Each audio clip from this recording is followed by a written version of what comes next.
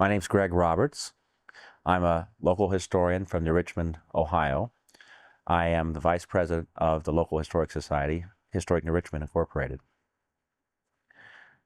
I've been researching a story over the past 10 years, of which there was not a lot of information. I recently came across a newspaper article from the New Richmond Independent newspaper, which tells in very lurid detail of what happened in July of 1876 that resulted in the lynching of a murderer.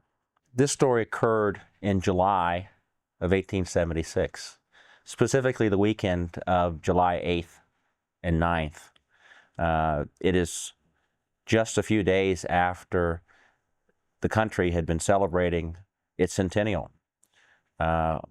Local hero Ulysses S. Grant is president. He's at the end of his second term. New Richmond at that time is a bustling hub of commerce, rivaling Cincinnati in terms of its business. It's a terminus for steamboats. Travelers up and down the Ohio River on steamboats are staying. So it's a very bustling community, much different from the sleepy little river town it is today. New Richmond, Ohio is 20 miles east of Cincinnati, Ohio, on the Ohio River. Across the Ohio River is the state of Kentucky. In those days, the Ohio River was not as wide and deep as it is today. The river has been dredged in the early 20th century to allow barge traffic, but still, the steamboats of the day were designed with fairly flat bottoms to where they could travel in relatively shallow depth of the water. New Richmond was very, very active in the Abolitionist Underground Railroad before the Civil War. In 1876, it's in the middle of the Industrial Revolution. So there are factories making lumber, furniture, hosiery, all sorts of things. Again, a much more active industry than today. So I've been told that there was as many saloons as there were churches in town. And the 1876 map, pictorial map that we have of the village shows you where some of the saloons were, and certainly the churches. The story begins on the west end of town, where one George Mangram is soliciting for domestic help. The story he tells is that his wife is ill, and he has a farm several miles away from the village. And to lend credibility to his story, he drops the names of different local farmers, Mr. Corbley, Mr. Fagan, and others. And so people naturally want to help. He's able to convince the Hooper family to allow their daughter, Mary Bennett.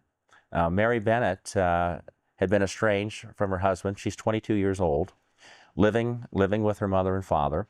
They agreed for Mary to leave with Mr. Mangram under the pretense that she's going to go and help him with domestic chores, the cooking and house cleaning.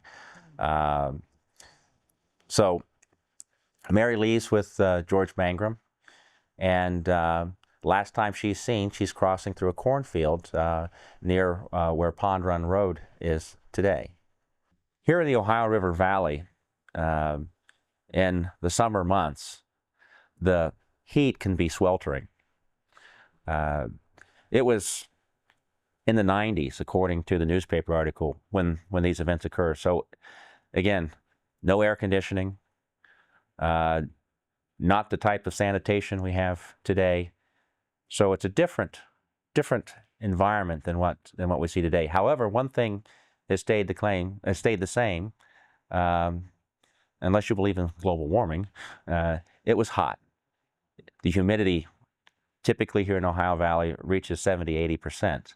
So the air is heavy. It's not necessarily a very hospitable climate to be in during the summer. That was the last they saw of Mary Bennett. The next day, the man is on the east end of New Richmond, basically telling the same story that he had told the day before, that he needed domestic help.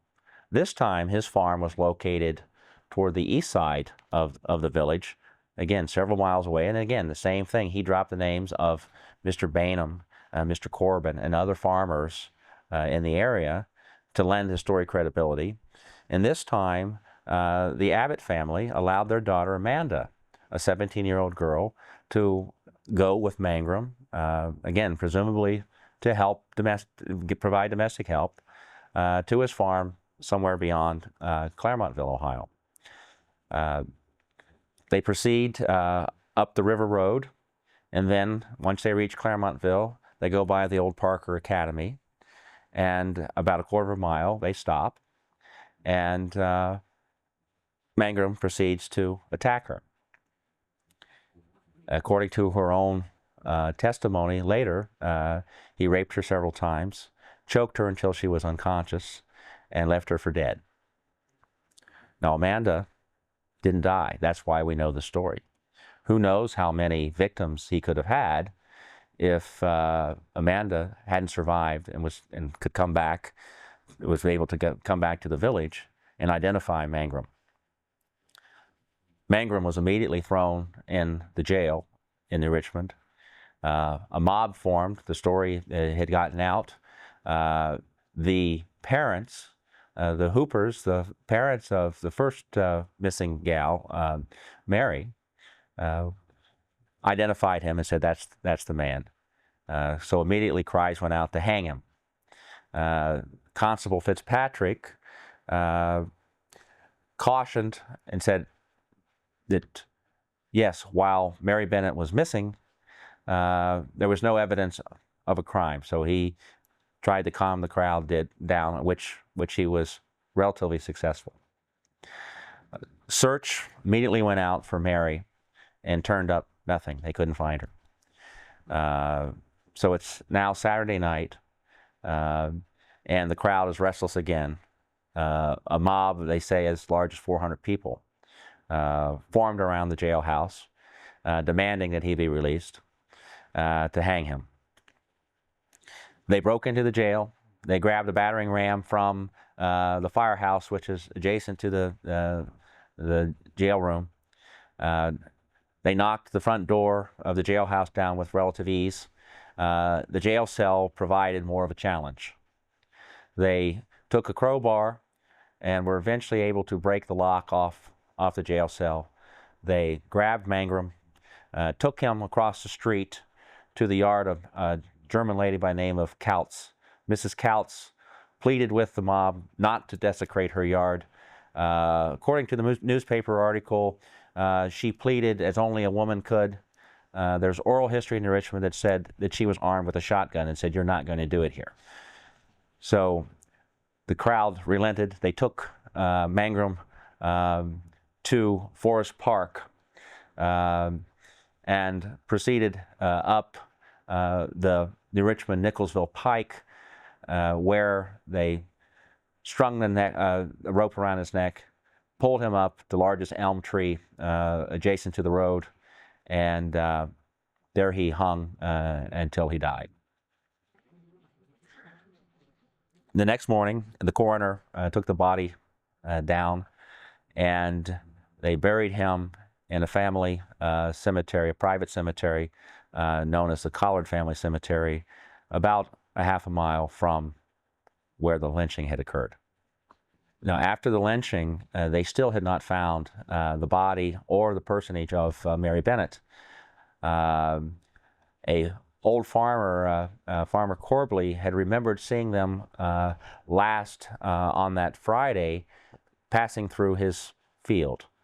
So they concentrated the search following that direction, and they found the body of Mary Bennett, terribly mutilated, in a ravine near what is today Fagans Run Loop Road.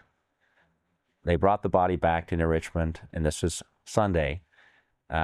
Services were held at the Methodist Church, and she was laid to rest that day. Now, in the valley where they found Mary Bennett's body, over the years, even today, when I was a youngster and in high school, there was a legend of a hookman who prowled the valley at night, and if their teenagers happened to park in a lover's lane type situation, as legend goes, that the hookman would come and attack. And obviously, I think this was concocted somewhat by parents to discourage their teenagers from parking in this, which would again be a very common thing for teenagers to do. But the story has some validity, because although I don't, as far as the accounts, George Mangram didn't have a hook for an arm, there certainly was a brutal murder of a young woman in the area where the hookman presumably prowled.